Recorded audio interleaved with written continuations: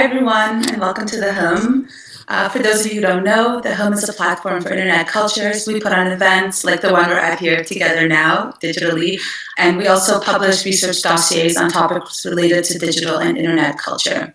My name is Margarita Osipian, and I put The Hum on together with Lillian Stoke, Hanan El Ouardani, and Marco Vessels. They're just going to peek out really quickly from behind their computers and say hi, so you can see who's behind the...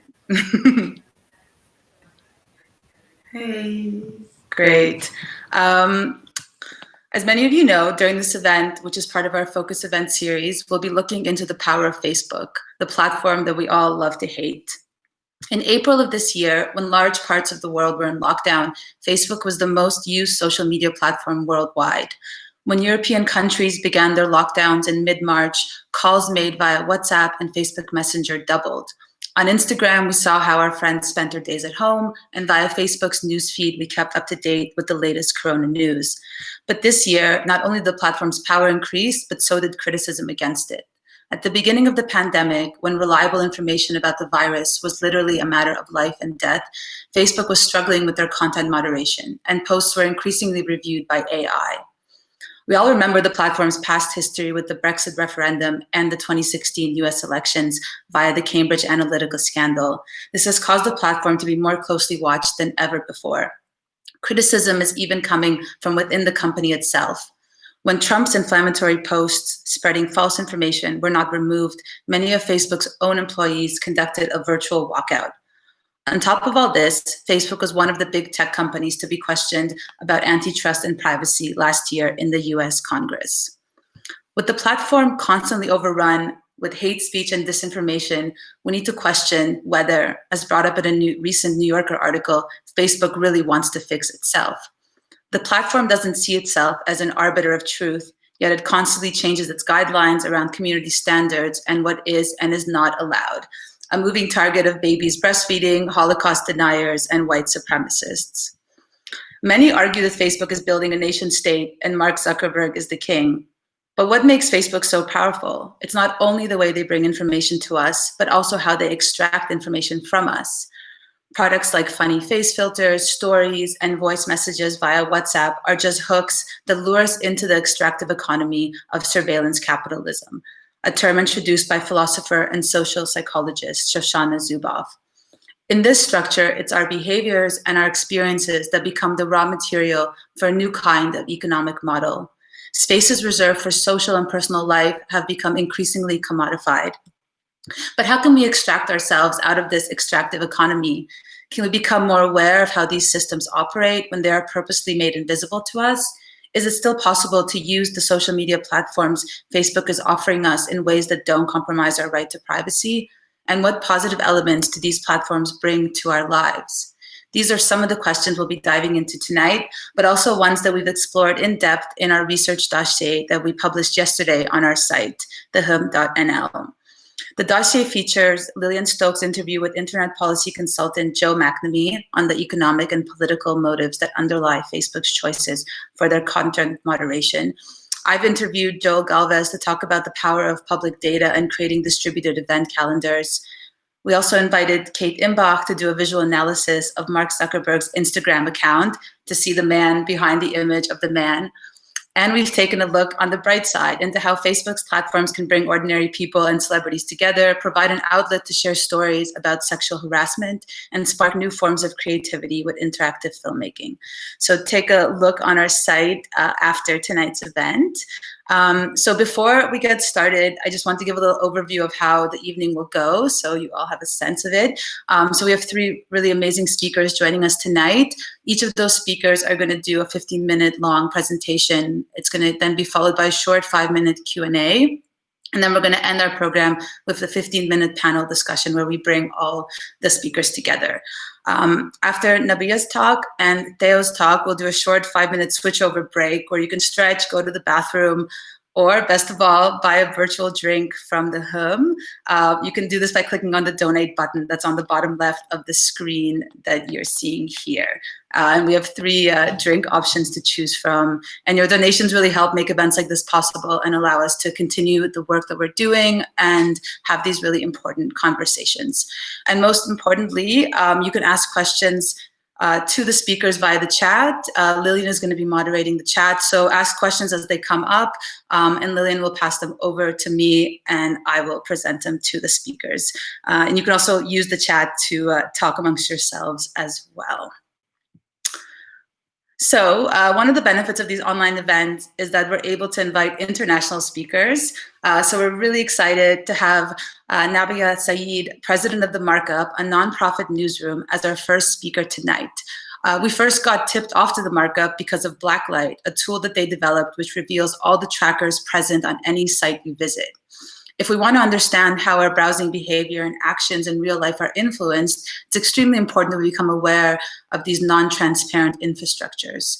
The Markup investigates how powerful institutions are using technology to change our society and showing all the work behind their investigations to offer full transparency to the public. So we were inspired by Kate Imbach's visual analysis of Mark Zuckerberg's Instagram account for our research dossier. So we've asked each of our speakers to choose their favorite @Zuck Instagram image as a way to open up their talks. So I'm going to welcome Nabila, and we're going to take a peek at her favorite image to start. Welcome. Oh, wait. You need to unmute yourself. Have I unmuted? You'd think this Yes. far into Zoom life, I would have figured that out. Thank you so much for having me. It is such a joy. The work that the does is fantastic, and so it's a real honor to be able to join all of you. I loved this image from Zuck's Instagram because of the irony of it all. Like, what does it mean if the future is private, Zuck? Or does that mean that you will stay in the past? What is going on here? And I think it's just it's a very useful jumping off point for thinking about the binaries of private and public and how they work. So hello, everyone. My name is Nabiha Sayed. I'm the president of The Markup. I thought I would start my little presentation today with just a little bit about who I am, why I care about this, why I think you should care about this, and why we should think long and hard about the infrastructure of the internet and how we use it, given that the internet mediates so many of our interactions these days, including this talk, including how we speak to our loved ones, including a whole lot of connections in the world. So fascinatingly or not, I'm actually a media lawyer by training. And so what that means is I've spent my career so far defending journalists who will take information and put it out into the public sphere. I would go to court and I would make all kinds of arguments about what should be public and what should not be private, what the public deserved to know. And a big part of being a media lawyer in the United States is believing in a particular theory of the First Amendment. Now, I bring up the First Amendment in the American perspective because it's really in the DNA of so many of these tech companies. Professor Kate Klonick, who has written a ton about platforms, particularly Facebook, calls Facebook in particular one of the new governors of our online sphere. They operate like a nation state, and they have their rules of governance, which are very much rooted in the First Amendment. So I thought I would take a second and explain what that is to frame the conversation, since it's so important to what Facebook does. So when the First Amendment is a constitutional amendment that talks about freedom of speech, and the conception of freedom of speech that really matters here is something you've, I'm sure, all heard before, called the marketplace of ideas. And as a media lawyer, I also, you have to believe in the marketplace of ideas. If you don't, they throw you out the window. And what the marketplace of ideas says is everyone will talk to each other in the marketplace. Everyone will have all of these conversations, and the best ideas, the ones that are most worthwhile, will rise to the top. The most worthwhile will rise to the top, and then that's how we govern ourselves. So ideas about racism, ideas about social equality, ideas about the appropriateness of wars and what have you, all things that happen in public discourse, That's why free press matters. That's why free transmission of ideas and dissemination of ideas matters. And from that vantage point, something like Facebook or Twitter or these platforms, by connecting more people, creates a bigger marketplace. Should be good, right? Should be good. Now, on a very personal level, I really bought into this idea from a very young age, even before my professional life, because I was younger than I am now when September 11th happened in the United States, all of the drumbeat, like the march towards the Iraq War, all of these things that were extremely controversial. And I, as a person who grew up in an immigrant household of Pakistani immigrants, Muslim immigrants, had a very particular vantage point that I didn't see reflected in mainstream media, but I did see it on the internet, in message boards, on RSS feeds and different blogs. And then as I sort of ramped onto Facebook, because I was an very too early adopter of Facebook, seeing it in comments there. And it really felt like the promise of these platforms was to expand the marketplace of ideas, to include ideas that didn't get the light of day because of some set of social bias, right? So that's all very exciting. Now, fast forward, I'm defending the marketplace of ideas and this concept in my professional career, in courts, in like the New York Supreme Court and the highest courts of the land, all the time. And then 2016 happens. And at that time, I'm the newsroom counsel at BuzzFeed, and part of my job involved going to a variety of Trump rallies because our reporters had some things that happened there. And at these rallies, I would take the time to just chat with people who were attendees, not other reporters, but people who had decided to come to a rally for then presidential candidate Donald Trump. And I'd ask them, why are you here? What brought you here? What do you care about? And when people talked to me, which was not always, they would often bring up news stories and other things that I knew were totally fake. Like totally fanciful things from Barack Obama was born in Kenya and should never have been president. We need to fix that. And Donald Trump speaks truth to power, to things about secret wars that our country was fair, all kinds of sort of crazy things. And I was like, something is happening in this marketplace of ideas, and it is not working the way that we think it should. It's not working. Right?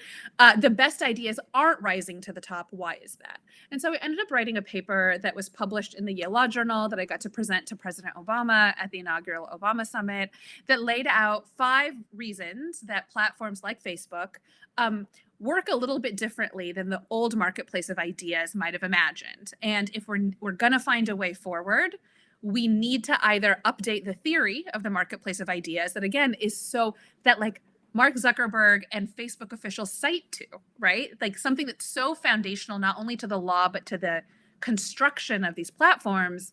We need to come up with a better theory, or at least find some way of accommodating these 5 factors. So here are the 5. The first is the existence of filters.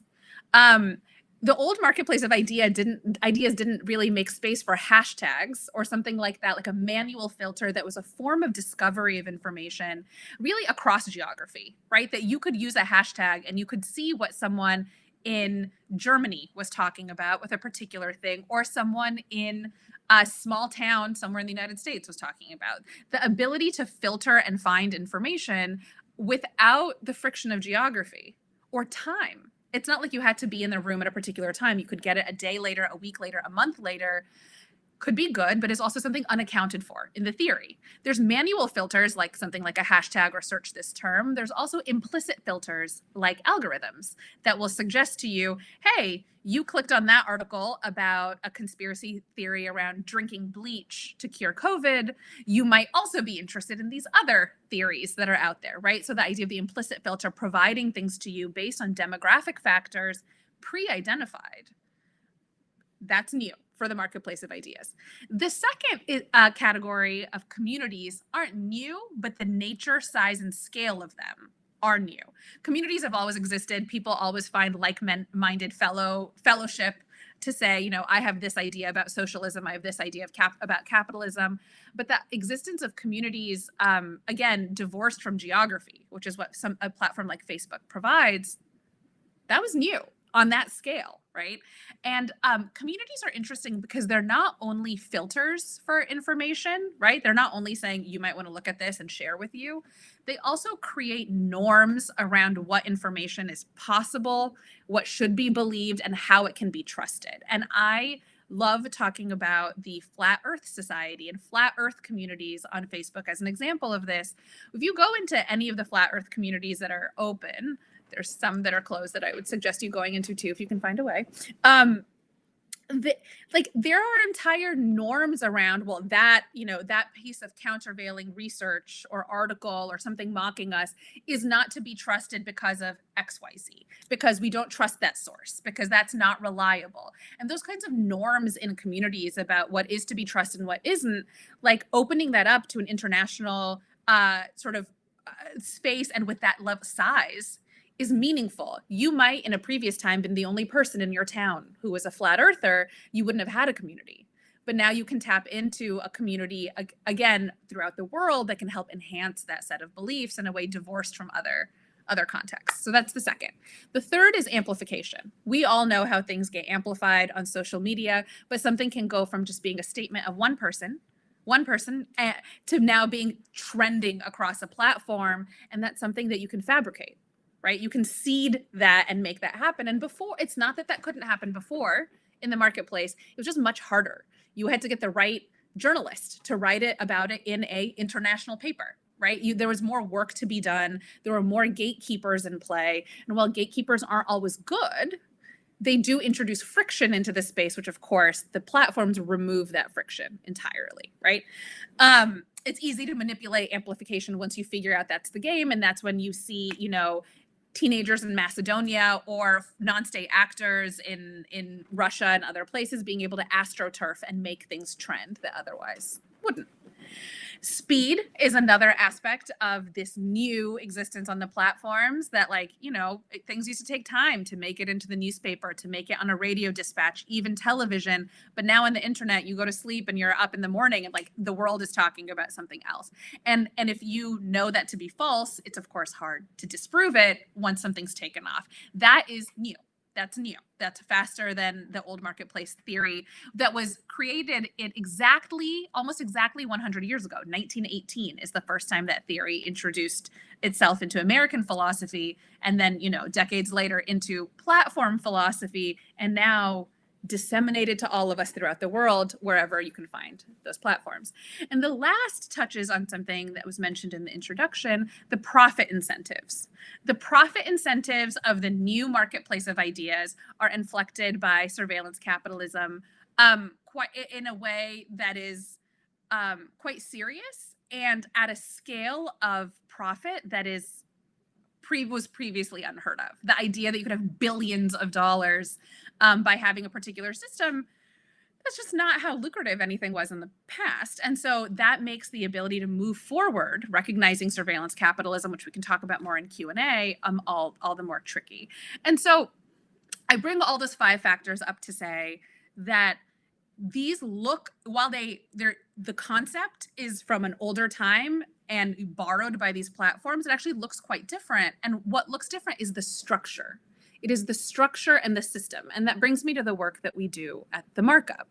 We use technology to investigate technology. We're not Luddites inscribing things on marble tablets. We love technology and believe it could be better, and believe that the only way we understand where the future could go is by understanding the infrastructure of what we have now. And so you can go to themarkup.org and check out our journalism. But given the theme of the evening about Facebook, there are a couple of things that I wanted to just mention to folks. So we had an article of ours that investigated just how easy it was to target ads to categories that Facebook identified as being interested in pseudoscience. And we identified this by sharing a post, seeing if we could share a post and pick that ad category. Now, what does it mean that the platform knows these 78 million people, because that's how many people are in that group, are interested or predisposed to pseudoscience, and that someone for financial reasons could target information to them? That's that profit incentive piece of the new marketplace, plus speed plus amplification all mixed together, and the communities aspect too. A sort of divorce from geography community of people who believe in pseudoscience that can be manipulated for financial ends. That was an investigation we did that revealed that this was possible, and Facebook removed it immediately. So that's how we think of our journalism having impact. Blacklight, that was also mentioned earlier, we built a tool that you should all check out, markup.org/blacklight. You can run any website on there and it'll tell you what's tracking you. We built the tool so we could evaluate different websites at scale. And what we found in our investigation, amongst many other things, was that 80 US abortion providers loaded third-party trackers from Facebook on their browsers, sending user information back to Facebook about who had visited these abortion provider websites. Now, if you're at an abortion provider website, depending on where you are in the United States, you might not want that information shared, and you might not even know in that moment that something that you think is quite a private moment of information gathering for you is now being looped into some broader user profile in a way that you didn't consent to. And so part of our using a tool and building a tool like Blacklight is to help people for themselves understand what the invisible exchange of information is and how platforms may play a role. And maybe you're okay with it. Maybe you don't care, but you at least deserve to know, right? And that's, again, casting light on what this infrastructure is. And the last thing, which is a thing that we're building right now, and then I think my time is up imminently, is we're building a tool called Citizen Browser. And what Citizen Browser is building on this mode of inquiry about the infrastructure, about understanding exactly how platforms like Facebook actually know and use their infrastructure. And so what Citizen Browser is that we are working with a statistically representative sample of Americans to look at the ads and the news articles that are being shared with them, and building a dashboard then that would be able to tell us something like, what are the news and ads being targeted to a 25-year-old Black man in Atlanta and a 35-year-old white woman in Montana? And what might the reasons for that be? And really allow us, through this representative sample, to dig in to what the infrastructure is providing to them and identify the differences. And for us, that kind of independent, external third-party monitoring is necessary. We know these platforms wield so much control over our lives. We don't fully know what the infrastructure of these platforms look like. And it's not enough to just take press releases or even comments made to Congress or other governing bodies as enough. We need to build our own tools of evaluating them, doing independent audits, and that's what the markup is here to do. And I am very honored to be working with amazing colleagues that build these kinds of tools every day and for the public, the world over. And so with that, I'd love to take questions and chat with other folks. I'm so excited about this evening and to learn more from our other panelists too.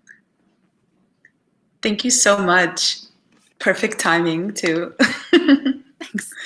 Okay, we had already a lot of really great questions from the audience, so I'm just gonna dive into those. So the first actually touches on what you mentioned at the beginning. You were talking about your own personal story and how you mentioned that you sort of got on Facebook or joined Facebook too early. And the question was, why too early, and should social online platforms like Facebook need an age restriction? It's a very good question. So I do think they should have an age restriction, and they need to because of a thicket of laws that require it, but they're pretty easy to circumvent. And I actually put a lot of stock in things like the California sort of digital bankruptcy law that lets you, like, once you turn 18, you can turn around to these different platforms and be like, erase whatever I was doing at that time, because I don't think you should be held to the mistakes that you made when you were 16 years old and posting stupid things about your life. I did make those mistakes after I turned 18, so I could not have availed myself of any of those. But you know, when I got on Facebook, it was a network that was only for people who went to particular colleges. It was not the global scope of it was not at all obvious. I thought it was a way to keep in touch with my friends. I had just graduated from high school. We were all going off to college around the world. And some of those colleges, not even all of them, some of them were on Facebook. And so I would post everything from like going to the library in 5 minutes, meet me there, to like ate a sandwich for dinner. Did anyone else eat this sandwich from the cafeteria? My stomach hurts. Like just, like it's sort of oversharing in a way that because it felt ephemeral and it felt like the audience was intimate. And that's not true, right? Like it was that way for that moment in time, but the way the platform scaled actually took that out of its original consent context into something much bigger. And I think that when you're younger, you maybe don't realize the implications of that context. Not to be, I think, too pedantic to younger people. Younger people are very savvy online, but I was not. And not in any way that's too embarrassing. I ate some terrible sandwiches when I was in college. But that's basically it was too early. I didn't understand what it meant. And there's now digital crumbs of my life that date back to, too many years ago. I won't tell you how many, but many years ago. Great. Yeah, this is connected to this idea of the right to be forgotten. Yep. Right. Yep. Yeah. Yeah, absolutely. Okay, so this is a great question from Ara. How would you envision Facebook designing balance between prioritizing interaction and showing trusted sources in their business model? Man, it is a very big question, and I am glad that Facebook has the ability to hire very many smart people to start striking that balance. And I do think I think a lot of it lies in that sort of category of amplification and what is amplified.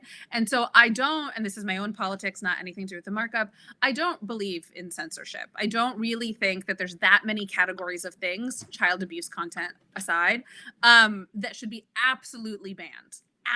Absolutely banned. There's a lot of unfavorable ideas that are unfavorable now that'll become dominant in 20 years. Mm-hmm. And I'm very sympathetic to those who say, like, who is Facebook to be that arbiter? But the decision of what to amplify and to whom and how and when is something that I don't think should be fully automated. I do think it involves people at the helm. And I think that involves a very serious decision making for people to be in that position to decide what's amplified and what's not. It's not something you can rely on the algorithm to do. And I say that with full respect for how challenging that is, because I spent my career so far representing newspapers and media organizations that do exactly that kind of editorial decision making every day, right? In a newspaper, in a news organization, you decide this thing is worth people seeing it, this is not. And I think that Facebook could be much more comfortable than it is saying, you know what, we are at a scale where whether we like it or not, whether we intended it or not, we're treated as publishers. People view us as publishing information to them. We're the main place that some people get news, and to own that space, I think, a little bit more than they do. And I understand why it's uncomfortable. It opens you up to a lot of liability, a lot of hiring, a lot of very serious decisions to be made. It's not a light decision. I just think it's the right one. Great. Yeah, definitely. I think having people at the helm is really important, and I think you see that also with what you're doing with the markup, really taking like the value of investigative journalism and the importance of it. Let's do one more, and then okay. I'll bring some. There's a lot of other questions, but we can bring them back during the panel discussion as well. So there was you were talking about speed, and so there was a question from Pep, which asked, "Speed? Question mark. We have had radio for over 100 years. We should be used to the speed of media by now. How is the factor of speed different on Facebook than on the radio, for example?" It's such a good question, and I think it relates to the question of who the gatekeepers are for radio. Gatekeepers and scale. So let's say we're talking about the type of radio that could have been heard at a broad geographic range. You had a few people who had the ability to transmit that broadly, right? So you have gatekeepers in play who themselves, on their own, technology aside, in terms of their decision making, decide they're like, what is this? Like, let me just check into that before I read it to everybody. So that the decision about the speed is actually at the human level, not the technology level only, right? So there's that question. Then if you talk about radio, well, but anyone could, could be using this technology for their neighbors. Like that's true. That's true. Someone could be communicating locally, but that platform, the speed plus the scale of dissemination is really what makes the speed element. I'm underscoring the speed piece, but for all of these 5 categories that are intertwined, that's what makes it so special, and I think quite thorny for the platforms, honestly. I mean, they have enough money to figure it out, but thorny. So that's what I would mean by speed, just to flesh that concept out. And I think the decentralization of it, the idea that like you can tweet a particular hashtag and really pays enough people to astroturf that to get that going, is an element that also it doesn't map on quite that well to radio or some of the earlier technologies. Great. Okay, thank you so much. Sadly, we're going to just cut it off here until we come back together for the panel discussion. But it's really great to listen to everything that you're working on so far. And I think we're going to have some more interesting questions when we're all back together again. So I'll see you back here soon in a little bit. Thank you. Thank you. Okay, so our next speaker, Theo Pleur, is a speculative accelerationist and a design and media sociologist who tells stories of possible futures. He runs a studio called Studio Hyperspace, which is a media and design sociology studio exploring the accelerating world through speculative design. And he's the editor-in-chief of Speculative Now, which is a platform for design sociology and speculative thinking. And most importantly, he lives together with his cat, Adorno. Theo is joining us tonight to talk about whether data actually provides a better insight into our behavior and the world around us. So welcome, Theo. And also let's take a look at the Zuckerberg image that you've chosen to get started. Oh yeah, thank you so much for having me. I chose this image because it's simply beautiful. It's Beast. It's the dog that Zuckerberg has. And I think it also kind of shows us that also Zuckerberg is just a human. And he's loving his dog and he's loving his wife. He's also sharing a lot of photos of them. So it's not only kind of this kind of evil genius that is behind Facebook, but it's also just a normal guy like us. Well, like me, of course, because I'm also a guy, just having fun and just loving animals and loving the good stuff. And of course, it's a beautiful image. I mean, what a dog. Great choice. Yeah, it also made me laugh. That dog appears quite a lot on his Instagram account. Great, thank you. So whenever you're ready, you can share your screen. Yeah, I'm trying to. Yeah, I'm trying to share, but it doesn't seem very good. I'm trying again. Okay, let's give it a try.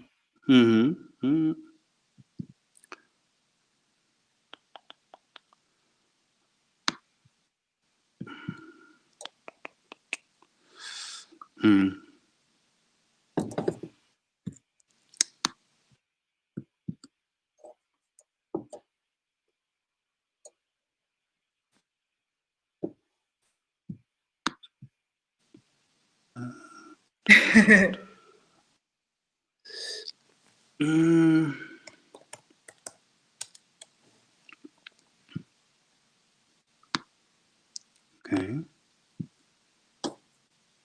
Just going to do. I'm going to use another browser. So yes.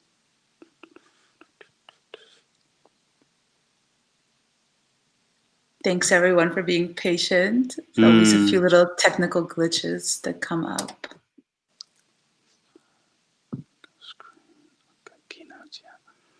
I think I got it now.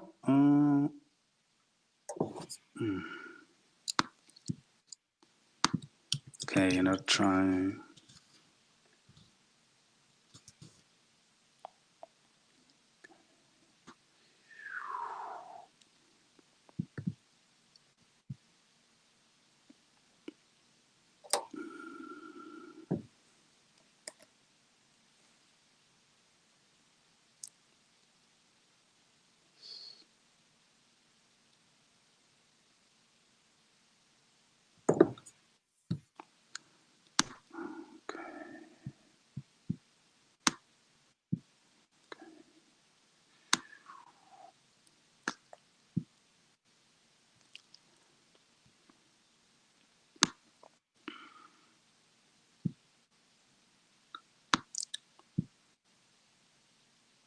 Okay, so we're just gonna share a few quiz questions about Facebook for the audience, just to give a few minutes for Theo to get the screen sharing working. So you can answer them in the chat with Lillian. And Marco's gonna bring those up.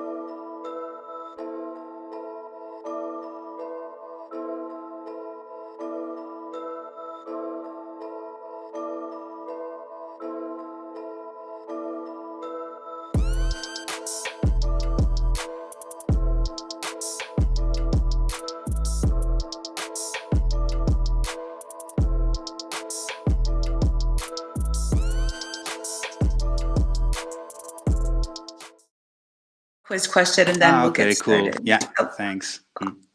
Okay, now we're all ready to go, and you got your screen set up, so whenever you're ready. Okay, so thank you for waiting, and sorry about the problems I had with my browser. Well, I'm Theo, and I think you introduced me very well. So what I'm going to talk about is why social media maybe aren't the bad guys, or not the only ones. How we did end up in this situation we have at the moment, of course, with data and social media kind of controlling our lives. What we can do about it, and especially because I'm at the moment working in the design field, what design can do and what designers could do to have kind of a different approach to the situation we are in. So to begin with, I want to take you back to 1967, actually 1982, because in 1982 I bought the album The Number of the Beast by Iron Maiden. It's kind of a metal band.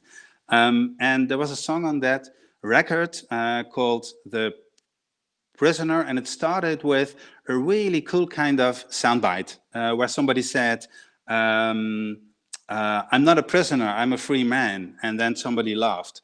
So I was really interested in where that soundbite came from.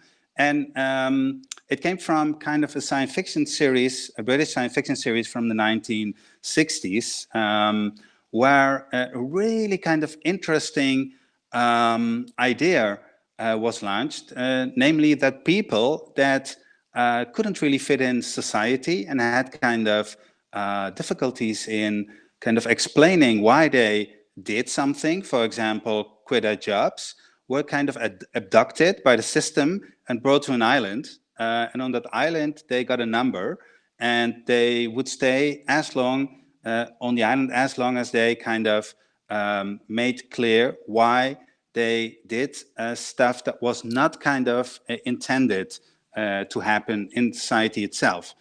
So I think that's a really interesting kind of idea back in the 1960s, where kind of people were kind of measured by their data and by the stuff they did. And everything that was kind of different from the normal behavior was kind of suspicious and would be seen as a threat to the system.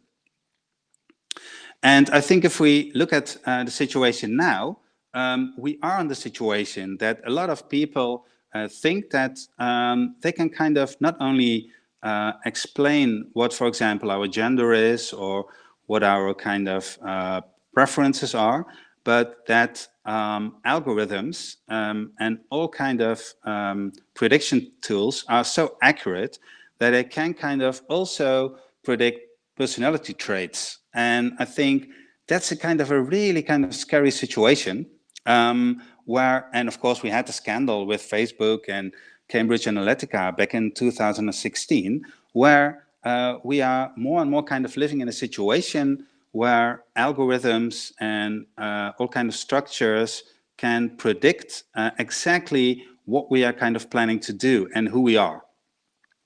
And I think it's kind of really interesting that scientists like Kosinski, who also worked at Cambridge Analytica, also says, okay, we are leaving so much information on the web that it's kind of privacy is something that is something from the past, because we're leaving so much information that the whole idea of privacy is kind of ludicrous in these times. So we have created this idea of kind of a digital twin, which is the data representation of ourselves. And that data representation is more and more becoming the normal instead of, me as kind of a physical body entity where I am kind of living in this body. So I'm more and more becoming that kind of digital twin. And of course, social media are kind of the platforms that made that happen the last 15 years, if we kind of go back to the beginning of Facebook. And Zuckerberg also said in 2007 that privacy is kind of a social norm from the past. Of course, last year he kind of came back on that statement and said that privacy was also important, of course, but that was something that he kind of had to say because it's it's kind of a reaction on the whole critique that, of course, Facebook also got. But the interesting thing, I think, is that social media and also Facebook are not kind of standing alone. It's not kind of that they are operating in a kind of a situation of a vacuum. They are operating in society itself. So they kind of reflect also the values and the norms that we have in our society. So you could say that kind of Facebook and social media are much more kind of the message of what kind of our society kind of is going to, namely a society where privacy is something that is a luxury and will eventually not exist anymore. So you could say social media are kind of evil, but on the other hand, we are also part of the society, and that makes us also kind of evil too. And that's, of course, kind of classic Marshall McLuhan. I really have to mention him, because the whole idea of the message, the kind of the long-term consequence of a medium that we create, of an invention we create, that's what we cannot predict in the beginning when we kind of start with a certain development, like social media. I mean, 15 years ago, we couldn't kind of predict that the situation we are in now would be kind of the end game.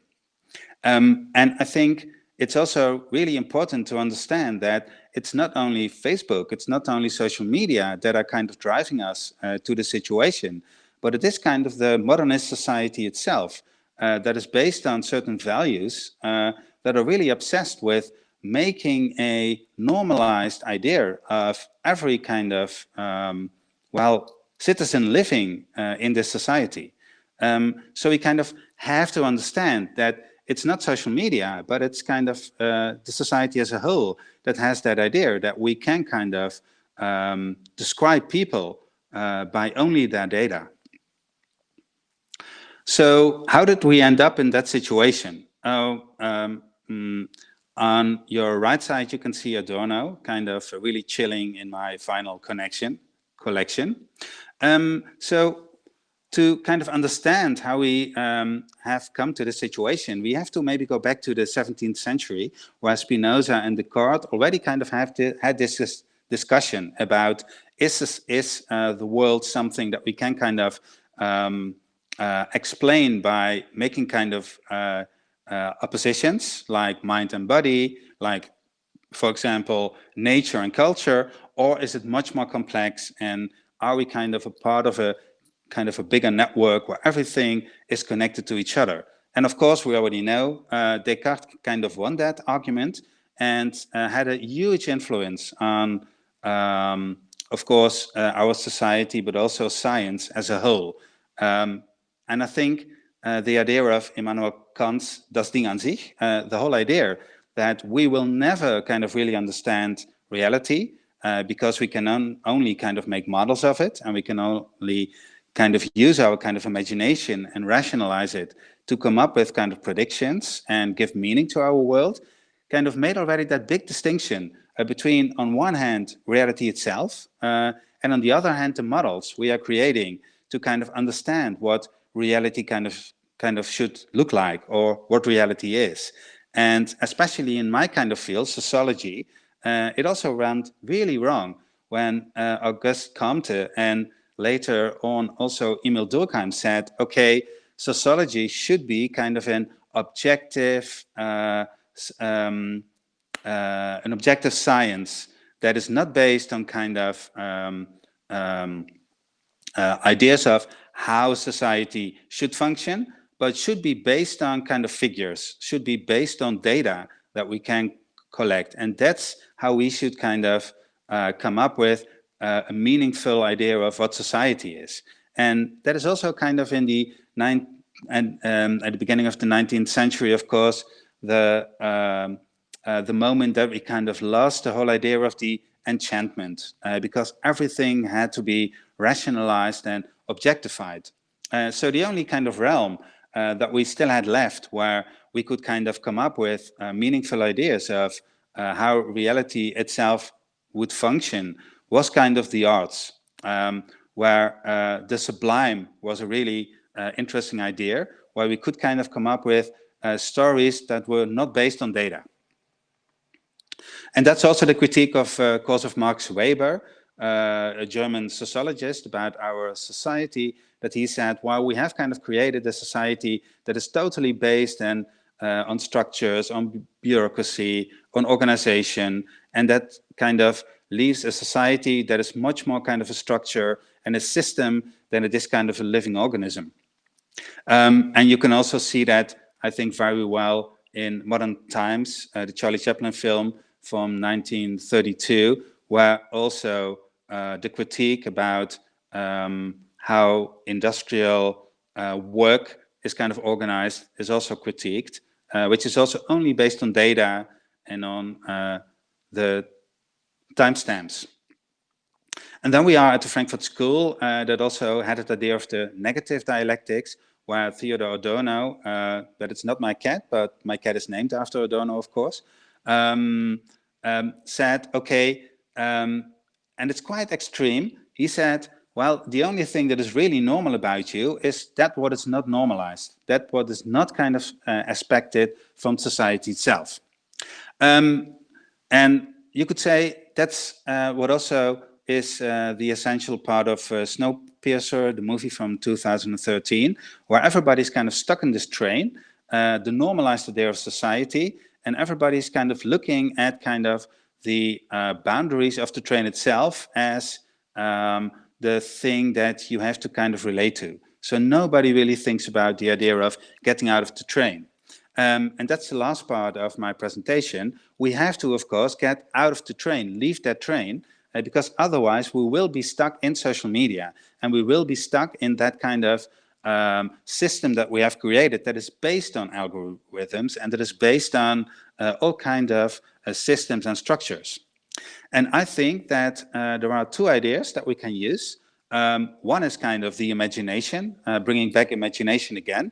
And I think sociologist Frederick Jameson did a really good part to kind of come up with the idea of Baroque sunbursts, where he said, sometimes if we are kind of in a specific situation, we see kind of cracks in the system. We see that the system can be something else than it is at the moment. And he calls that kind of sunbursts, ray of light, that are kind of infiltrating in the system we have kind of made.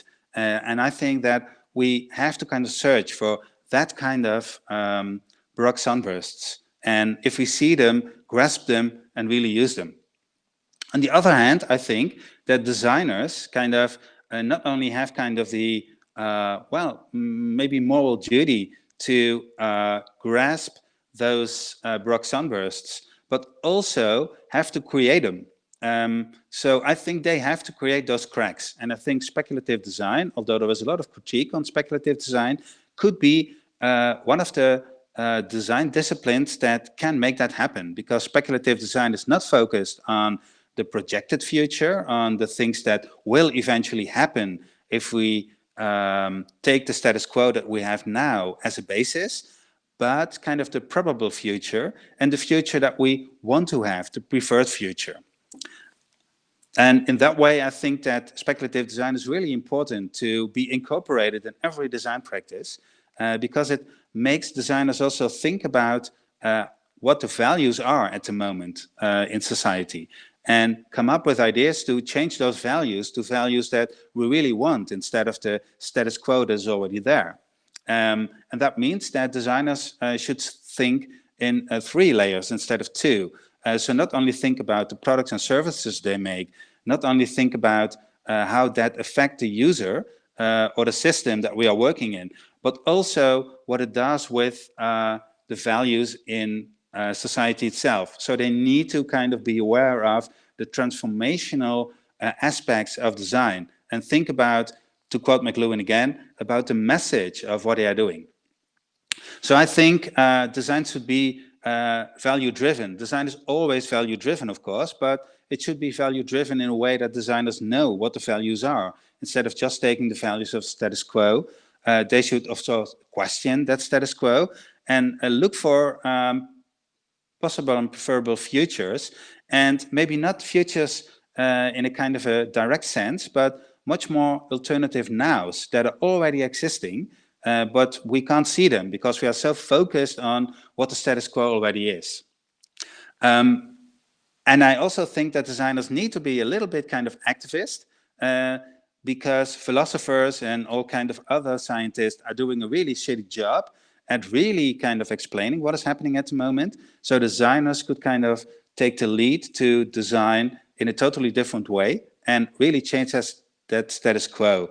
And most important thing, leave that train. I think that's the key thing to do. Thank you so much. Thank you, Theo. You're welcome. We already had a few questions coming in from the audience, so I'm going to just get into those ones. We had a question from Robin. Is access to aesthetics worth having an Instagram account, or worth an Instagram account? That's a really good question. I deleted my Instagram account, a Facebook account, and WhatsApp account a couple of years ago, but I have to admit that I'm back at Instagram since a week, because the aesthetic values of Instagram are really interesting. And a lot of people are kind of sharing images and really cool stuff on Instagram. And I think in that way you can more or less also use the status quo of social media by maybe hacking Instagram and using it in a totally different way. Great. There was a question from Naja. Is the internet and its development not a way to watch how a society is created in a very short time, like 25 years? Yeah, that's true, of course. But I think if you look at the essence of internet, it already kind of started in the 1960s. So with kind of the implosion of hierarchy at the end of the 60s, with kind of the, well, maybe the implosion of the whole capitalistic system already then, I think the whole development of the internet is not only the last 25 years, but it's already going on since the late 60s. So that you're sort of proposing, of course, like a longer kind of time span in which to understand what's really happening.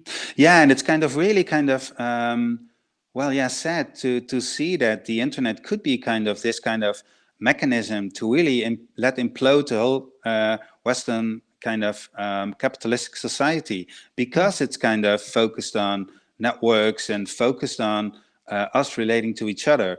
But because the capitalistic system is still so strong that the internet kind of has formed itself around that capitalistic system, and is now kind of much more capable of enforcing that capitalistic system, that it would also be able to crush that same system. So I think that's also what designers could really do. I mean, they could kind of make the internet again a system that could well, undermine the whole capitalistic hierarchical system. But it's a really complicated thing, of course. Yeah, and there's a lot of factors that are coming into play. Also because designers are, of course, not working within a vacuum, but also working within these capitalist systems that you talk about. So you really, Yeah, sure. I mean, it's really about like the kind of design decisions that are being made. Which you do see, of course, this when you look at sort of the evolution of the internet, the design decisions that were made, which have kind of led to the current situation. And it is design decisions that were made with this, let's say, like the way Shoshana Zuboff says, like this economic logic of surveillance capitalism embedded on top of those design decisions that then guide them. Yeah, and it's really kind of easy to be really critical about the internet, but let's remember, internet is also Bandcamp, and it's also a lot of really interesting stuff that only a few people, or well, a few people, only a couple of million people use, of course. So it's not only that kind of capitalistic platforms that are the internet. The internet is much larger, and it has much more interesting kind of niches and curves, and all kinds of different things are happening there. Yeah, that's true. The complexity of it sort of gets sometimes gets overshadowed by the sort of big five tech companies that we are constantly focusing on. I'm going to do another question from the audience, from someone with the chat name 020. They say, you start off by quoting Marshall McLuhan and talking about a train as the status quo. But what if there is no outside of the train? What about the simulacrum and hyperreality? Whoa. Yeah. Well, there is always an outside, because kind of reality itself is boundless. There is no end.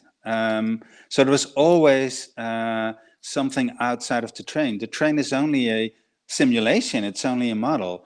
And the model is always kind of a representation of reality, and takes a lot of reality not into account, because it's a model. So there's always an outside, and the outside is much more bigger than the train is.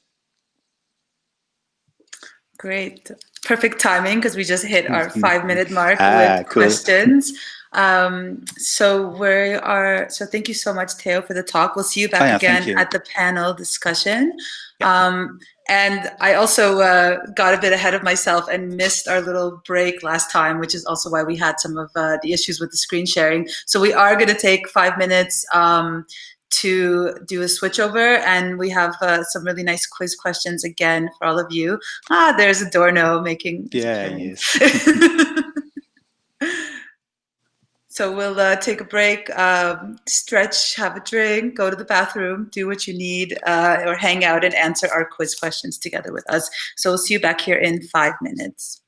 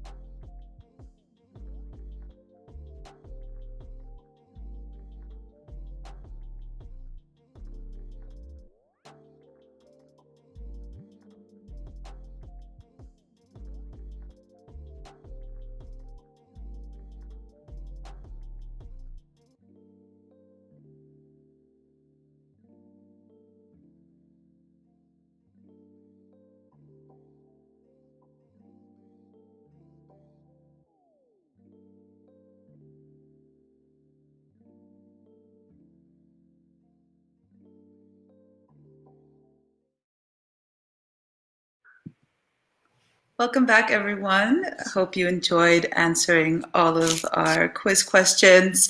I heard some conspiracies were going through the chat that we are also collecting your data about where you're watching from. But we're not that sophisticated, so it's just for our eyes only.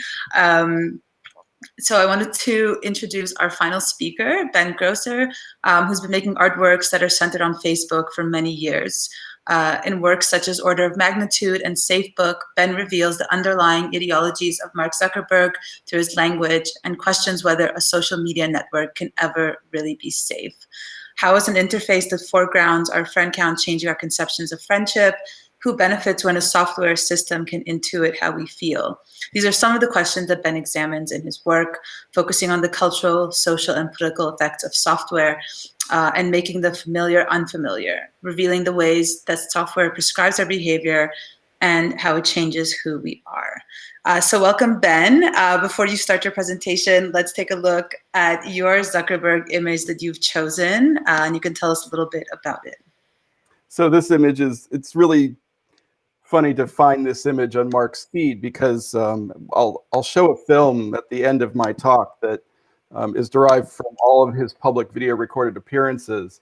But this image is from his first keynote at the Facebook Developer Conference, which basically Facebook has done its best to scrub from the internet. So the video itself, the presentation that this image comes from, Facebook doesn't want us to see. But Mark's happy to show this image of himself at that key moment in the history of Facebook. And so happy to talk about kind of these media archive issues if that's of interest later. But it was funny to find this on his feed, and that's why I chose it.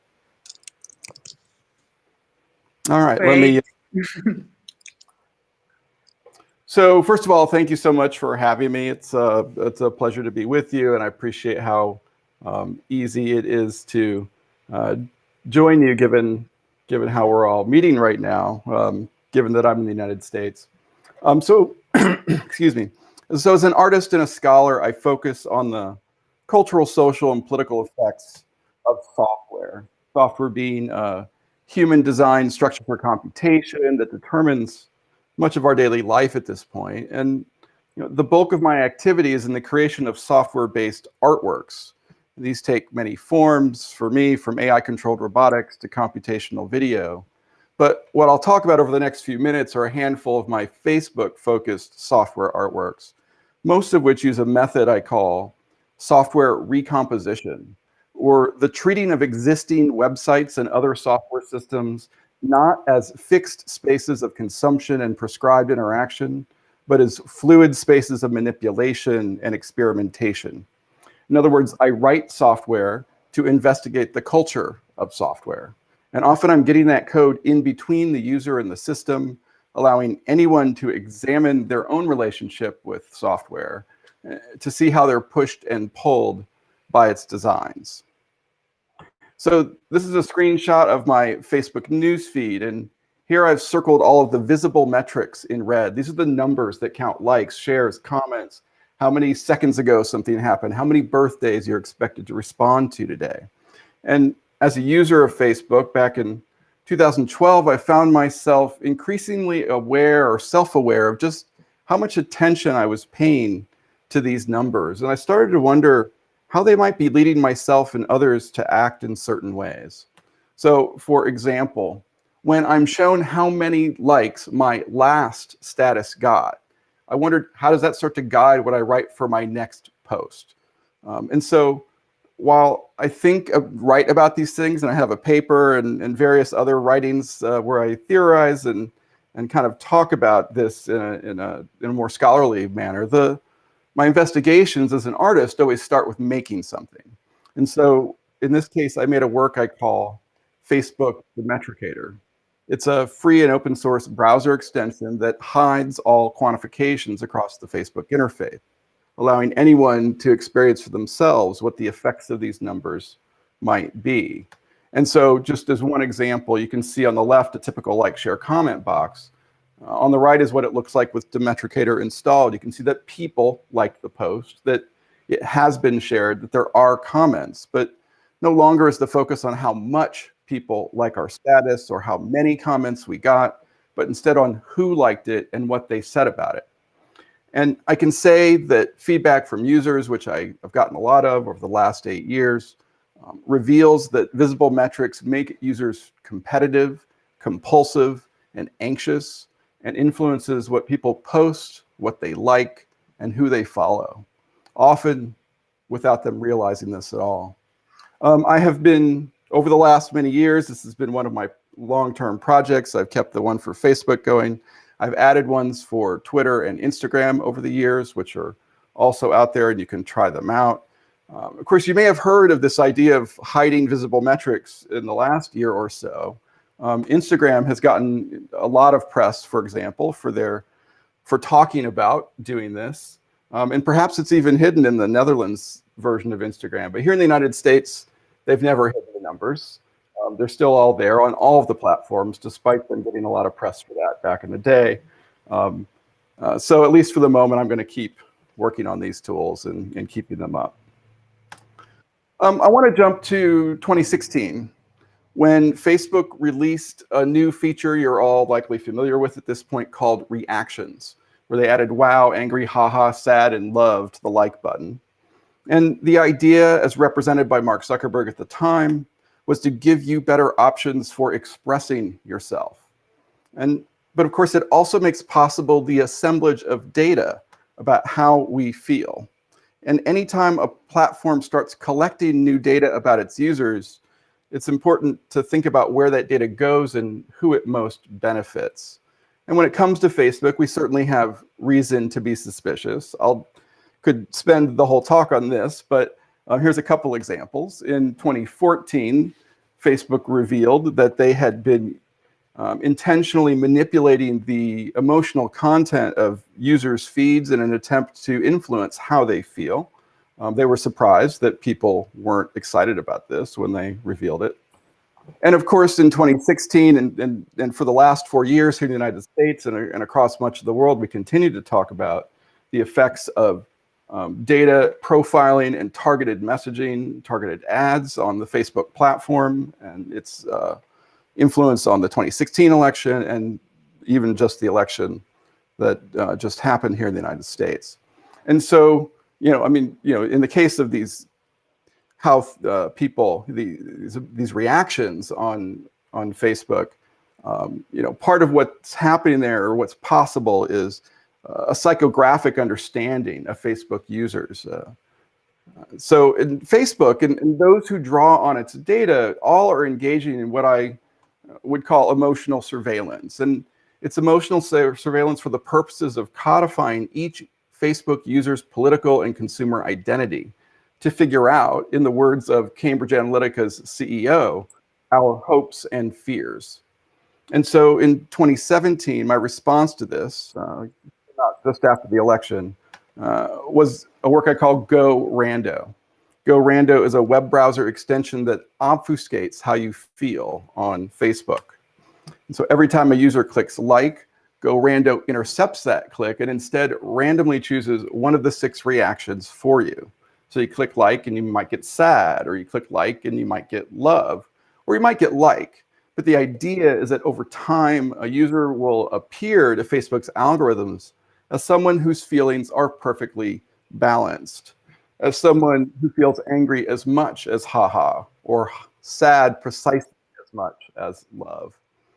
You can still choose a specific reaction if you want to, but even when you do, that choice will be obscured by an emotion profile increasingly filled with noise. And so, Facebook then, and anyone else who gets access to that data, won't know if a reaction was genuine or not. I want to jump now to thinking about 2018. And the midterm election was approaching the United States at this point in the summer of 2018. And we were talking again about the influence of Facebook on the election and how all kinds of bad actors were still using it for disinformation purposes. And I really wondered, as someone who has focused on recomposing the web, was there something I could do to help the situation? I'd already hidden the metrics. I'd already obfuscated emotion. I've got a bunch of other Facebook works I haven't talked about today. But given that Facebook was still a primary vector for disinformation, as an artist, I wondered, what could I do? And this led me to release a work in time for that election in 2018 called Safebook. And Safebook is Facebook without any of the content at all. No images, no text, no video, no audio, just the empty containers left behind after the content is removed. And it's a painstaking removal meant to hide not just the images and the text, but to do so in a way that leaves behind all the other interface interactions, the rollover effects, pop-ups, etc. Facebook is completely usable with Safebook running. You can post a status, leave updates, leave comments, search. You can watch a movie, although you can't see it or hear it. And so, obviously, this is not a solution to the social media problem, but it does draw attention to not only the challenge of making Facebook safe, given that it's an algorithmic walled garden that most of us are tied into at this point, but also to how homogenizing its aesthetics are and to just how familiar this interface has become. I can easily navigate the Facebook interface with Safebook installed. And, it amazes me how well I can move around and do things. So the last work I want to talk about is a film that I released last year. And, while the last few works I've showed you use software recomposition to investigate how software engineers its users, after I made Safebook, I realized I wanted to step back a bit and think more about those who engineer software in order to better understand how it comes to be the way it is in the first place. And that led me to focus on Mark Zuckerberg as a quintessential CEO in Silicon Valley. Using every one of his publicly available video recorded appearances as an archive, I decided to extract every time he spoke one of three things: the word more, the word grow, and his every utterance of a metric. And I used this to create a video supercut that chronicles the Silicon Valley's obsessions with growth over the last 15 years. And when I had this idea, I thought, I'll go and grab all the mores and all the grows and all the numbers. And, it's probably going to add up to a long supercut of, say, 5 minutes or 8 minutes. I'm not sure anybody's going to want to watch that, but I was interested in doing it anyway. And I started working on it, and I got to 10 minutes. And then I got to 15 and 20, and I was really starting to worry how long this was going to be. And by the time I was done, it was 47 minutes long, 47 minutes of the word more, grow, and numbers. And I think the scale of the project is fitting to the subject. So I thought it would be best to show a short clip of this. It's about 4.5 minutes long, so about 10% of the film. The whole piece, I'll say, is in temporal order. So you see him and as is the shortcut I'll show, he starts at age 19 with his first interview. It ends at the end of 2018 with his last interview when he's age 34. And then after the clip, I'll just say a couple of closing words and we can take questions. So if Marco, you can go ahead and show the film, I'd appreciate it. Many more, 400, 500, 100,000 for 100 or 200. To grow it, and therefore it would grow thousands. I mean, there doesn't necessarily have to be more. Almost 1 million. More focused on growing really quickly. More than 40%, more than a third of a few thousand more schools. I think I have like 15,000 pending friend requests. More, a few thousand, 100 or 200. The 100 or 200, 6 million, 6 million, 100 million, 100 billion of more. Hundreds of thousands, it's more, it's much. Sharing more information, taper the growth, more engaging, and that users trust more, are going to be the ones that spread through the system more. They're going to get a lot more, become more open, share more, make themselves more open and share more. More than 70 million, maybe a few thousand speak more. Just grew so quickly and there's more of it. A lot more. Fastest growing, hundreds of millions is more, a lot more, more, 50%, more than 500 million, more than 50%. And now it's growing. Was more, make them more, much more engaging, and 750 million for almost 500 million, multiple billions, it'd be more, a lot more, tens of millions of more that are more than 1 million, right? More than 1 million, 10,000, tens of thousands for one more, much more, a lot more, an order of magnitude more. It's more than 200 million, billion. The growth, more access to more. I'm so much more, 500 million more, probably a lot more, would grow more and more, sharing more and more, sharing more and more. Billions, 1 trillion or more.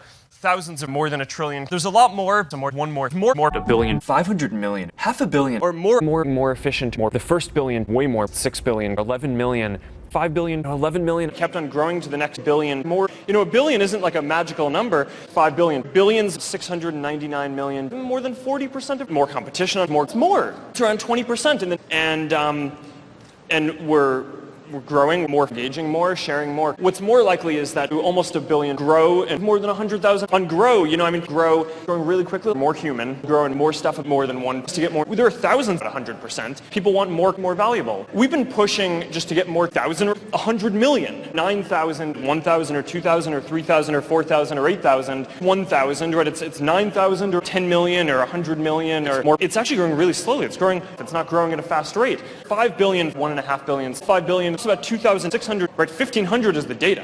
Focus on the first billion. You know, the first billion, way more, continue growing. And more data, more, but also more money, more profitable, and then a lot more, multiple times more things. More profit gets more, do more things, more, get more, 100 or more, a billion or more. Gross more has grown to grow. It's growing more data, I think, do more to grow more, accelerate the growth of tens of billions, a lot of more tools, more tools. It grows even more profitable and grows even more. 250 million, more of a billion, community of a billion. A billion's kind of an arbitrary number. It's a nice round number, but it's a little arbitrary. Billion.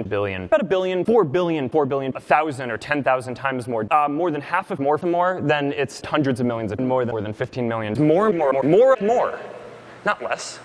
More, even more things, and more than 50 more, but more than thousands, hundreds of millions of more. When they said more than 100 more, and you grow more than 100, grow more than everyone else. More than half of more, growing growth team, growing more. About a billion, 5 billion to billions of more, a lot more. More will be more. It's gonna be a lot more. 85,000, about 200 to 225, getting more and more. More followers got more engagement. About 1,100,000. It's grown into more than a billion. Gonna get more engagements. Millions of more than 50 times as much. More, because when thousands of more, more than a million, growing, more than 10, more and more, 2 billion more open, even more. More open, more. That the more are more 30 different, more than 100 million, almost 2 billion to 100 million of them, more than 50%, a lot more, 1 billion, more thousands of more, so you can a lot more than a million, thousands of. We may find more, but we can do more. We will more than double. We'll add more than 250, share more services to help more thousands of some of the more 100 times or 1,000 times bigger than billions and billions with tens of millions, as many as 2 million, growing and improving quickly. And we'll keep you updated with more soon. About millions of more to do, and you can find more than 2 billion, giving more. So we've definitely grown. About 100 billion times deserves more than growing in importance. More experiences that we'll have about 20,000, there are tens of thousands of more, tens of thousands of a few more things. More than 20 million, more than 80 million, grow, more, and we've been more, tens of thousands of more. We're more 20,000 more focused on more thousands of more and more, a lot more, still more steps, give you more, a lot more like feeling more. 1.5 billion more deeply, more 2.5 billion, feel more by 50 million, more than 2 billion of more than 2 billion, more 80 million, 4.5 million, many more. It's going to go more, just even more, 2.5 billion.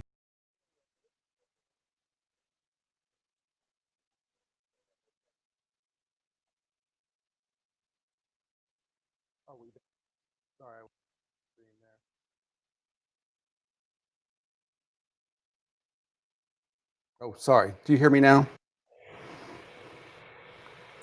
Okay, are we back on the stream? Okay, sorry about that.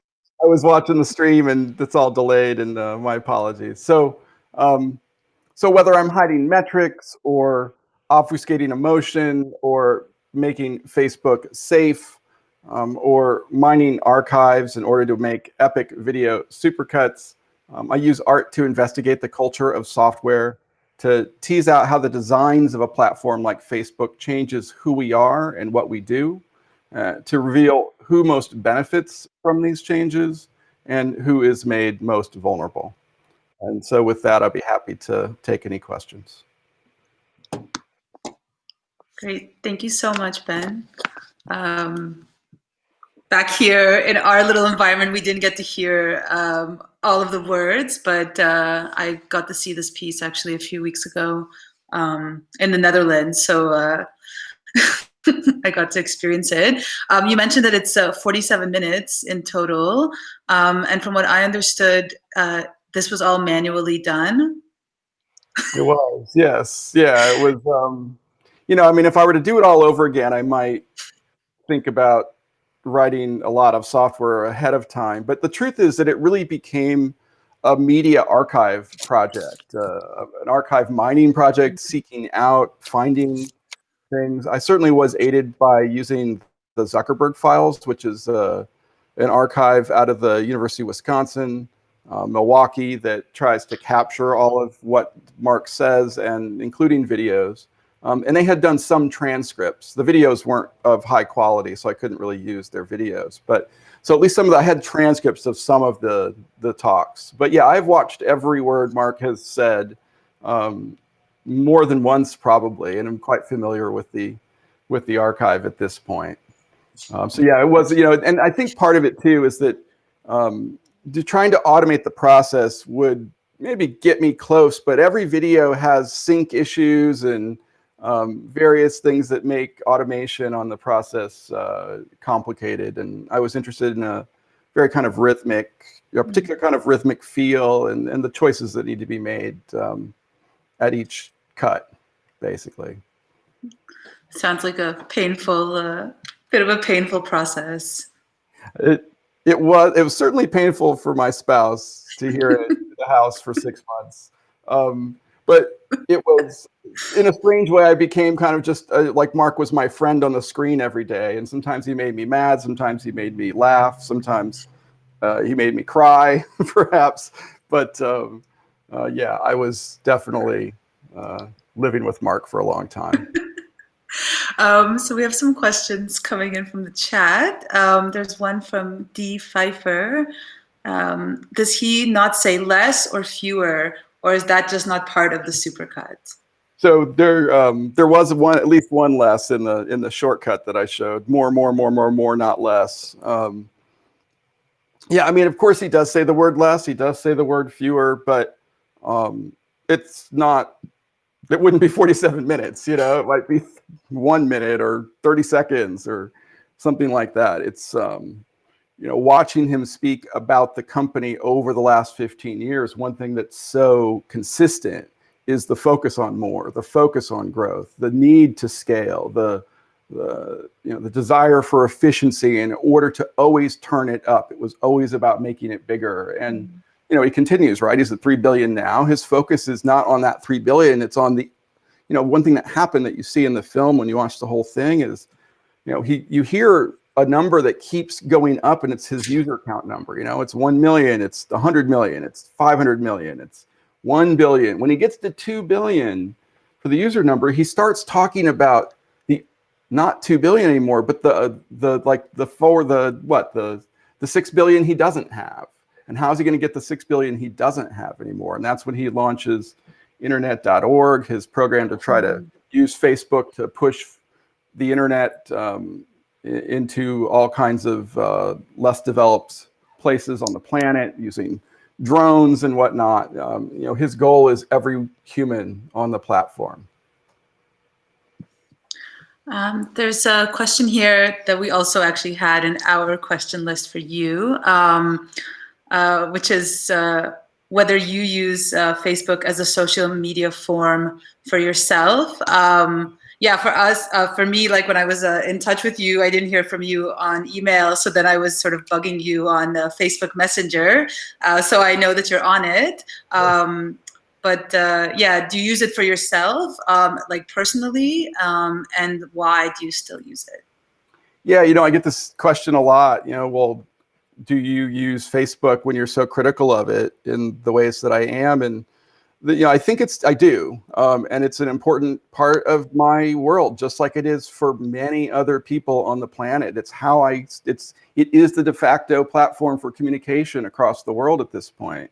It's where the most people are. And that having that scale is part of what makes the kind of the lock-in to the platform continue for so many.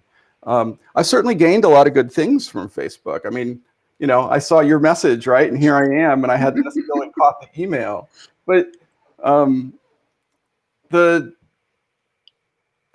some people stand, in order to critique big tech, for example, stand aside from the platform and look at it and and use that as their vantage point for understanding what's going on. And that provides a valuable position in order to see what's happening. For me, I like to live within these platforms, and that's how I think about them. I think about my own affective experience of the platform. So I'm fully in. I'm fully like playing, doing. I almost treat Facebook as an art medium, and is how I think about it. My daily posts often are, I could think of as an extension of my art practice. So I live there, and that's how I know what to focus on, is I'm really trying to live in it the same way 3 billion other people are. Yeah. There's a lot of nice questions in the chat. Maybe Ben, you'll pop into the chat after to answer some of them. But I'll do the final one before we move into our panel discussion, which is from Bernard. Did you ever get a reaction from Facebook on your software that you've been creating? Absolutely. I had multiple reactions of various sorts. I know when I first launched Facebook Demetricator in 2012, I was really watching my weblogs at the time and could see it kind of appear at kind of almost cubicles at Facebook. You'd see like, dev1.facebook.com, dev2.facebook.com, kind of pick it up. So people at Facebook were trying it out originally. But I didn't hear from anybody at Facebook for a long time until 2016. In the summer of 2016, when they came after me with a bogus legal claim to get Demetricator kicked off the Chrome Web Store. I was fortunate to have representation from the Electronic Frontier Foundation, who helped me get that reinstated, and worked with Google. And Facebook actually just basically ignored all communication, but Google at least was receptive to the EFF's argument. In early 2019 or late 2018, Instagram started talking about how they were going to hide the likes, and got all kinds of positive press for it, and used language that looked strangely similar to words I'd written in 2012. They never did hide the likes, but they did come after me for Instagram Demetricator in February of this year, and got it kicked off the Chrome Web Store. So you can make your own judgment about their commitment to user well-being and hiding metrics on the platform from that. The EFF's pretty busy at this point with the Trump administration, so I haven't had the same good fortune to gain their representation again. So you can get it on Firefox. They haven't come after me for Firefox for whatever reason. So those are, and I have had some contact with. I know a few people at the company, the people in various units, and so I hear that I have my fans there, but obviously the corporation, I don't think, is really my fan. And Mark probably isn't my fan, I would guess. But you could reach out and let me know what he thinks of the film, in case he's seen it. Mark, if you're watching. We also had bad traction on this event on Facebook, so maybe there's some sneaky stuff going on. Thank you so much, Ben. I'm gonna, you stay here, but we're gonna bring Theo and Navia now in as well. So welcome back, everyone. We already have our first panel question from the audience. So I'm gonna bring that up from Carl. I'd really like to hear the speaker's opinions about Facebook's lock-in, which is that people are using it mainly because so many others do. Who wants to start? Maybe Navia? Oh, I think you're muted still.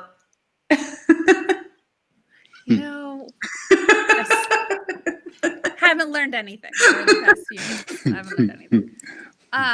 So if I understand the question, the lock-in is that people just stay on Facebook because everyone else is on Facebook, right? So the network effect sort of Facebook. Yeah. Yeah, I hear that. As an organization that reports aggressively on these platforms, and we also have a Facebook page, and we have a Twitter page, and we have everything, I'm like acutely aware of that draw.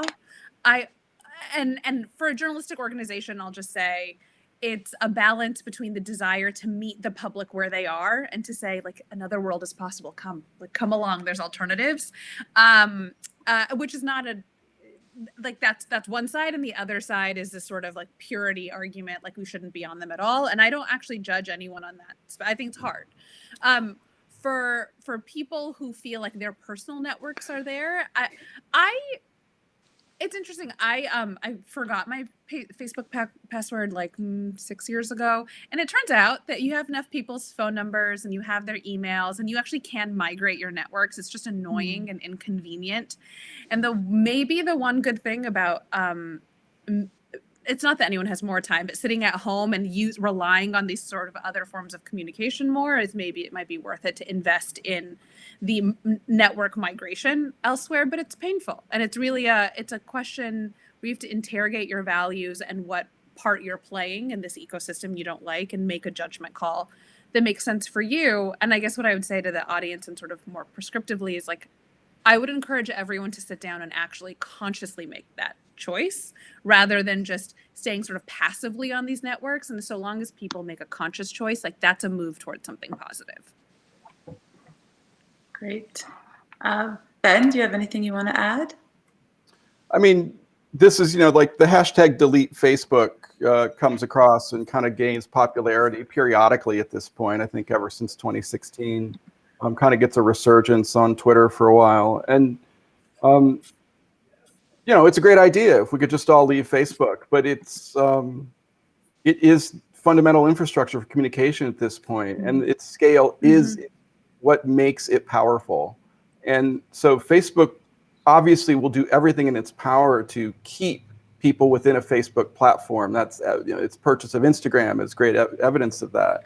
The way in which it constantly reproduces the features of other social media platforms and integrates them into its own is evidence of that. If it's where your family is posting its photos of a new child or an event or an important moment of graduation or weddings or whatnot, it is very difficult for people to say, you know what, this is a bad platform. I don't want to be here. And for many others, their jobs might be dependent on presence on Facebook, or they're expected to be on Facebook. But I very much think about journalists. I mean, ask a journalist to quit Twitter because it's a bad platform. I mean, that's not realistic for a journalist to leave that platform at this point in time. So what we need, of course, is a way for people to see, in my opinion, what's kind of under the hood and what's happening behind the scenes and how to be aware of what Facebook is doing. And at the same time, we need to build and show alternatives that are decentralized, transparent, public, that make visible alternative ways of thinking about what if we did something different.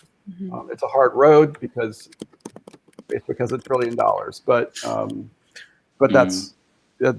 we have to do it anyway.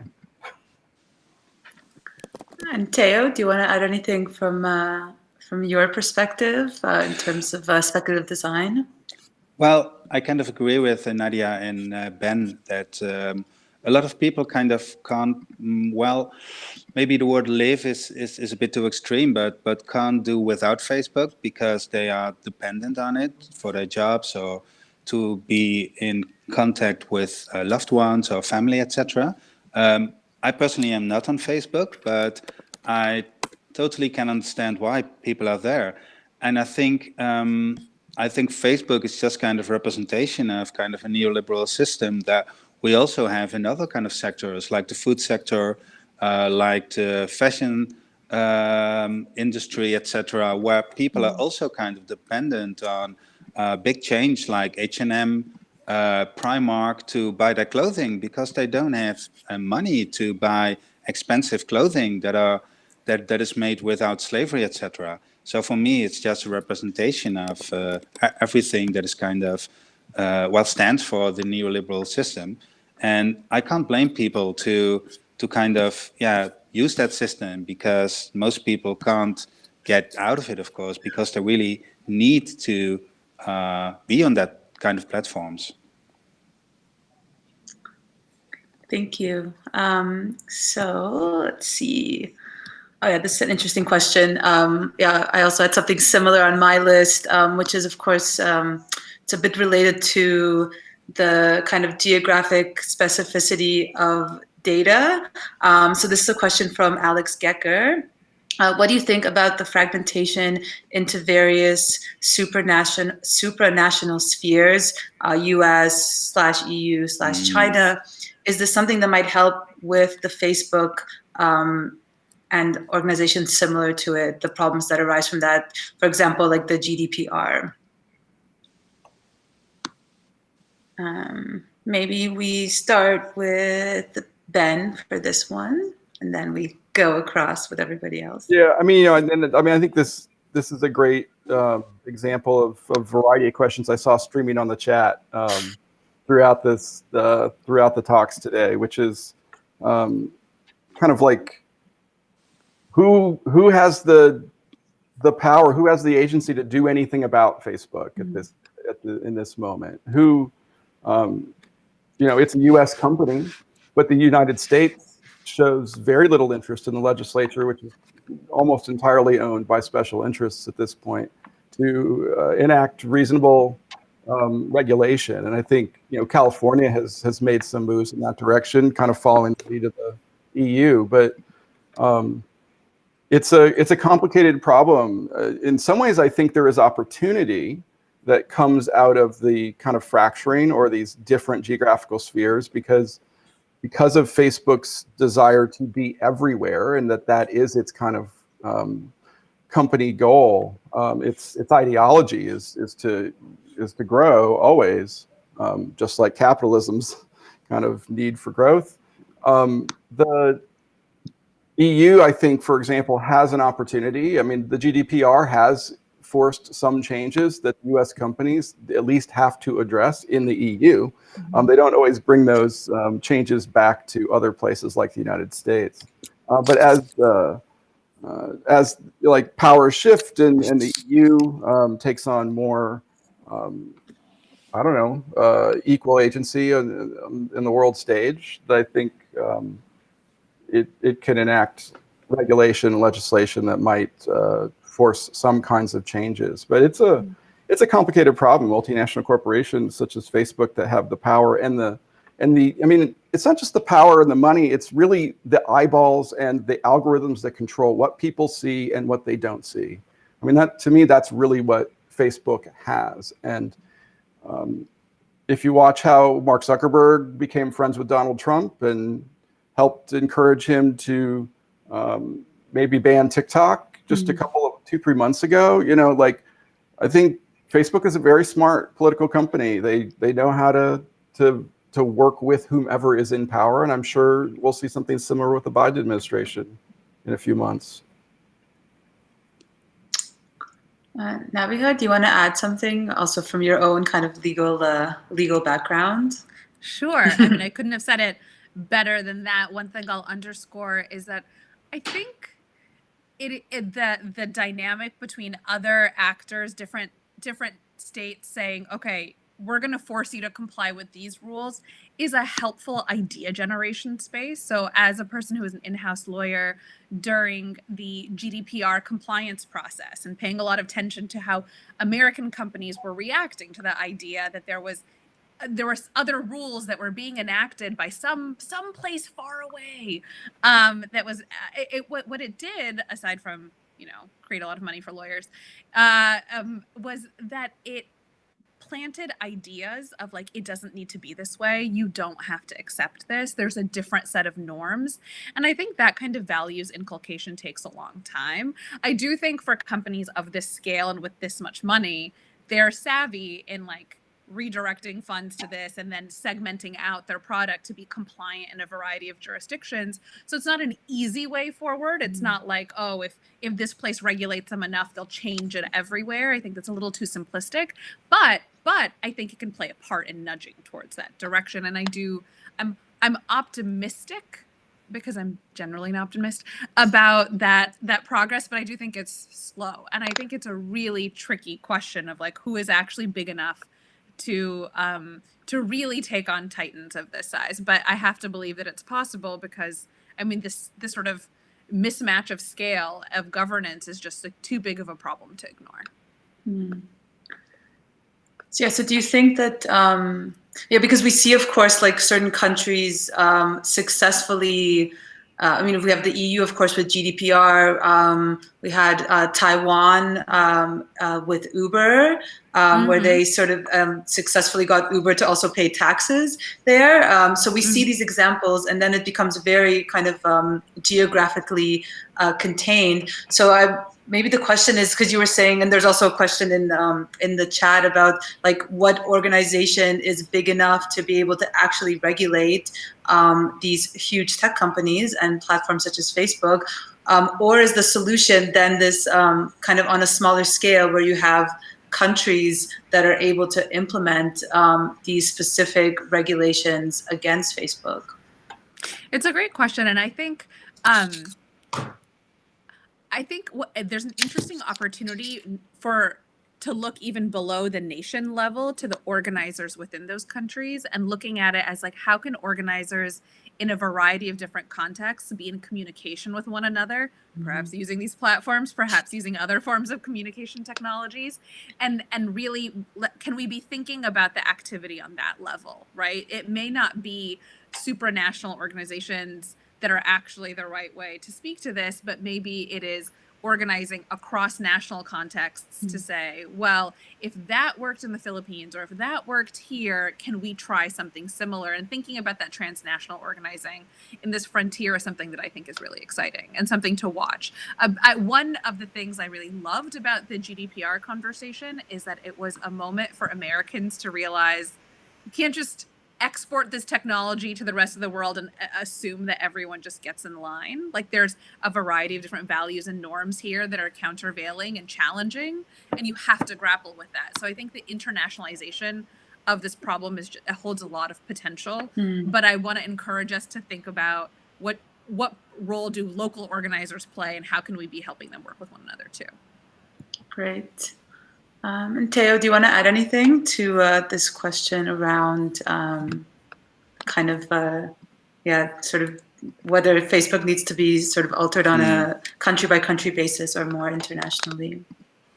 Yeah, I'm quite skeptical about big organizations or kind of big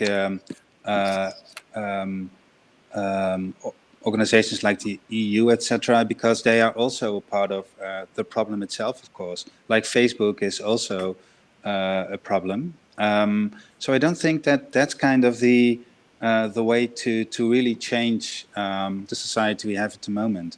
Because of course you can regulate what Facebook does, all the other social media, but we will still have that problem of normalization and of datafication and algorithms.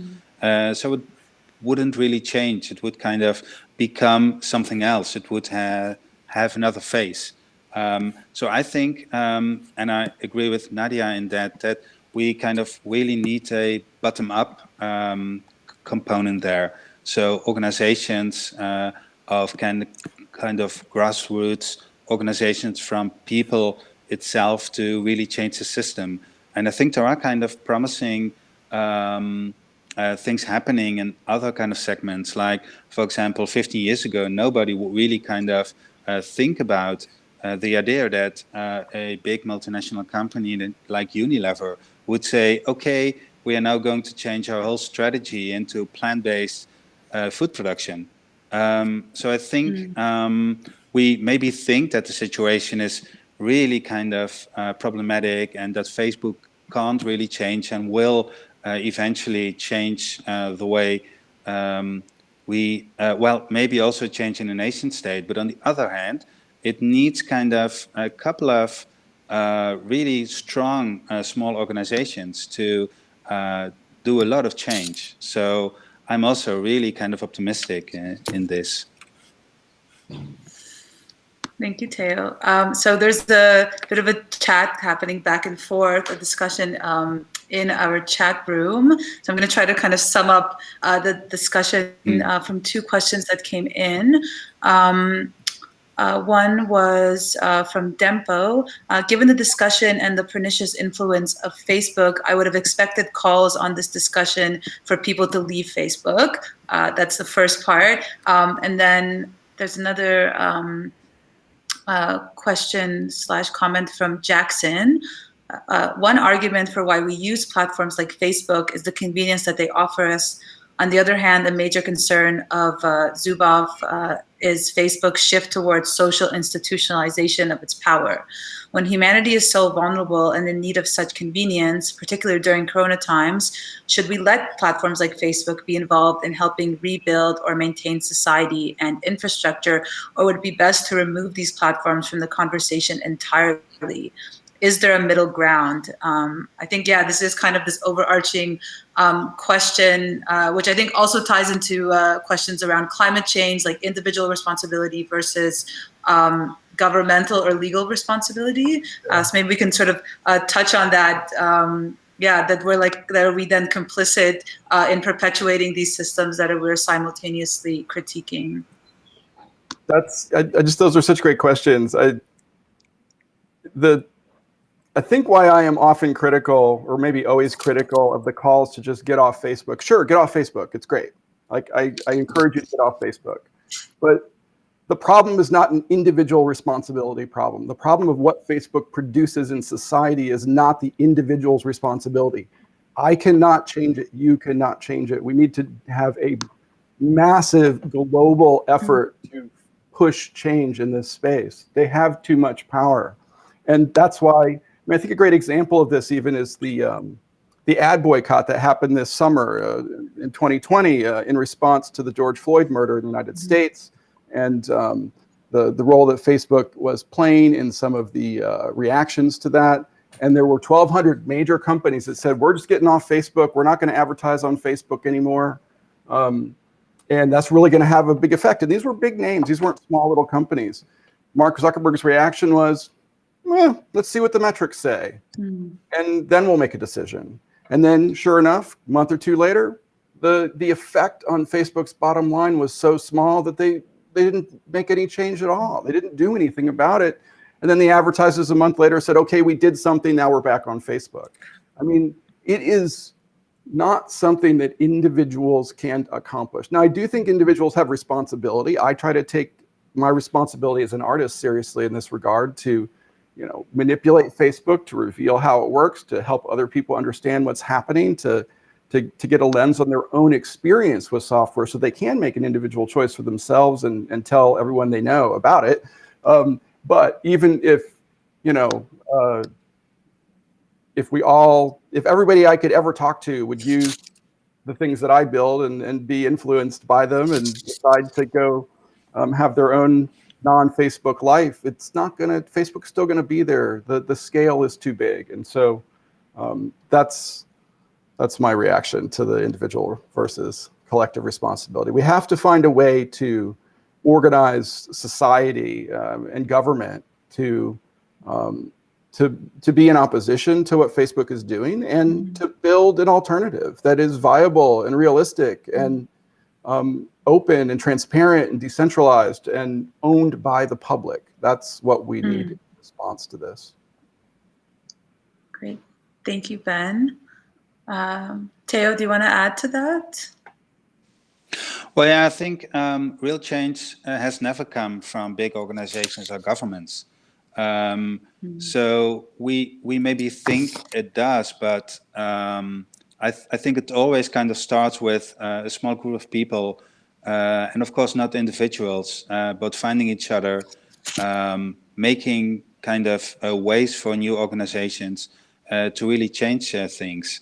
So I'm really skeptical about the idea that a big organization or a government or a nation state will actually really change the situation we are in, because they are a part of the status quo. So I think we really need to have small groups of individuals, maybe also much more kind of organized, like flocks or herds instead of networks that can really change and also can let us see that the world maybe can be something else than we have at the moment. So I think also artists like Ben are really important in that way, because they kind of show, maybe a small group, but they show people that reality can be something else than it is at the moment. And of course, it is kind of a thing that will be, well, we have to kind of have a really long breath to really see that the reality will change. But we can't kind of just say, okay, let's change the situation now by governments that make decisions for us, and then we are stuck with a government that is kind of having all our data, etc. So I think we don't need to rely on those big organizations and companies anymore. Thank you, Theo. And Nabiha, do you have something to add? Yeah, I think I love the emphasis on individuals having some responsibility to imagine what the future can be, to educate themselves on what the existence is, right? Like, what is this? And what could the future be? And how do we work towards that? And that's where I see the individual activity. This idea of, well, I don't use Facebook, so whatever the rest of you do, this sort of very like circumscribed, narrow understanding of morality in that way seems like it's like very mismatched for the scale of the problem, and also, to the points made earlier, ineffective, right? This is ineffective. I also think this sort of blanket prescription, like, hey, you should get off Facebook, Facebook is really bad, as a form of interpersonal judgment is also not helpful. For many people, they're like, yeah, well, I don't have a choice. My cookie store only sells cookies through Facebook, and that's what happens. And I think you risk just shutting people down who don't have a choice. And I think, so that's why I never open conversations with saying like, yeah, get off of that, it's terrible. It's, do you know that the ecosystem or this infrastructure that we have works in this way? Is that what you want?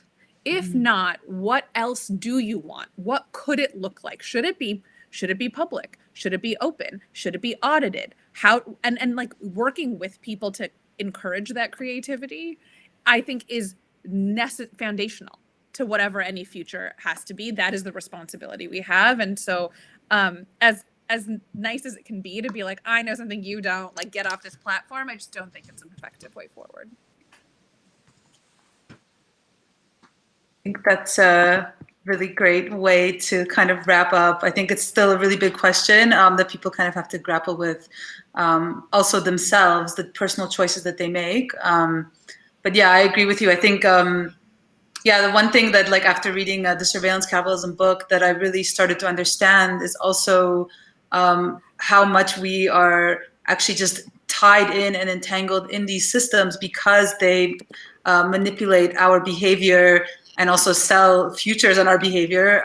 So it's like very difficult to sort of extricate yourself from that and say like this is an individual choice because it's this big entanglement that we're in. But I think like for me, the nice way that like this actually our conversation now has ended is actually this sort of speculative way, but to build and think through these other platforms that can help educate people. I think Ben's work really does that. People can start to play with these tools to understand it. I mean, the markup, just existing as a newsroom, as a place to get really amazing news. Me and Lillian have really been following it for all of the investigative journalism that you're doing.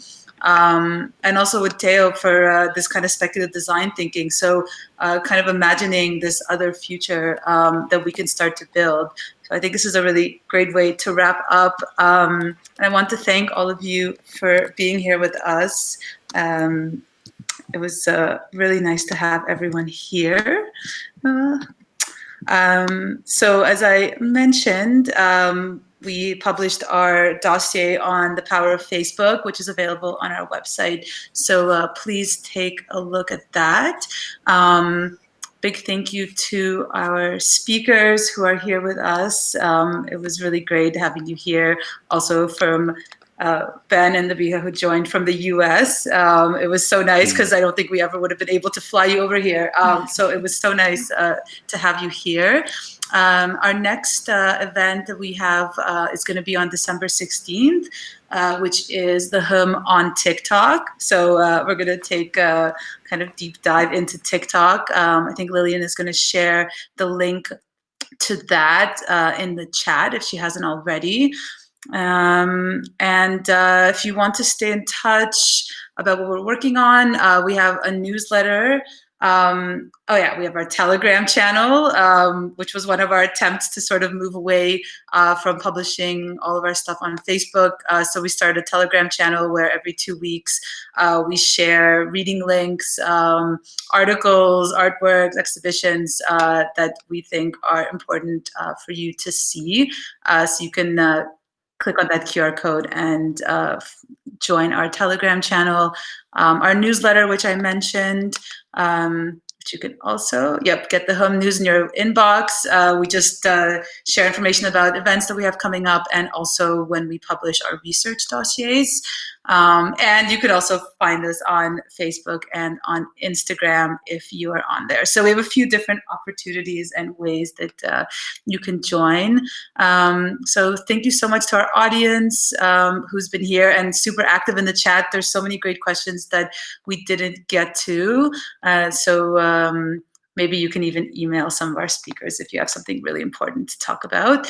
And a big thank you to the Stimuleringsfonds and the AFK for funding our events and funding the work that we do.